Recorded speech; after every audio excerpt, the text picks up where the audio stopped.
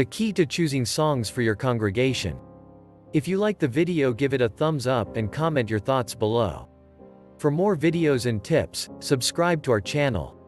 No matter what your dog's problem behavior is, be it jumping, peeing inappropriately, aggression, pulling on the leash, or whatever, there is one solution that can help. Click on the link in the description box below.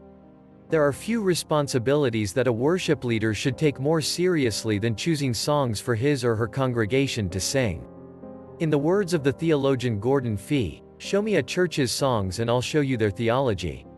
With centuries of older songs, and an ever-increasing library of new songs from which we can choose, how is a worship leader supposed to prioritize what to put on their congregation's lips? I have found it helpful to think in thirds. Visualize each of these thirds as a slice of one whole pie. The size of each slice will change depending on your own context, culture, and even particular service and/or venue. But a healthy repertoire, with the goal of shaping your congregation's sung theology in a balanced way, will typically draw from these three thirds. Every church should have a list of at least 20 to 30 ancient hymns that their church can sing.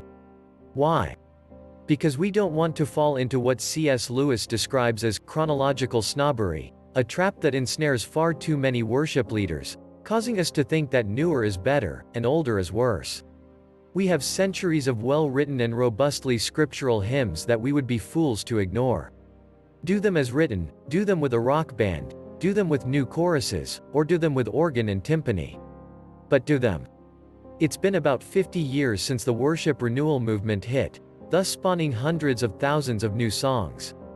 It's been long enough now for us to know which ones are worth keeping and which ones are not. It wouldn't be a good idea to be stuck in the 80s or 90s, but it would be an equally bad idea to pretend they didn't happen either.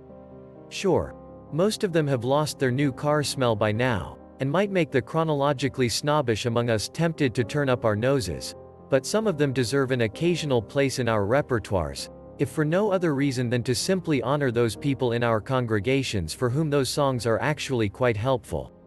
The modern. So we have the ancient hymns, the proven and tested songs of previous decades, and the new songs being written by the church today. By focusing first on the biblical faithfulness of the lyrics, second on the congregational accessibility of the music, and third on the particular and pastoral usefulness in your own context, you can filter out a substantial amount of new music. Then, you add to your church's repertoire new and fresh songs that help your congregation, in the words of John Piper, see and savor Jesus Christ. Some of these songs will last for decades and join the slice of the pie I call the proven. Who knows, maybe in 100 years they'll be classified as the ancient by your grandkids. Or maybe they'll fall away in a few years' time. And that's okay. The goal for all worship leaders should be to maintain a repertoire of songs that serves the congregation whom God has called them to serve. In my setting at Truro Anglican Church in Fairfax, Virginia, that means I keep these three slices pretty even with one another, with the second slice, the recent, being the smallest, and the two other slices, the ancient and the modern, being bigger. None of our respective pies will look exactly the same. But, as worship leaders, if we're thinking discerningly, and choosing songs wisely, then hopefully the songs that we're choosing will help our congregations have a sung theology that has sufficient enough roots that it's also able to branch out.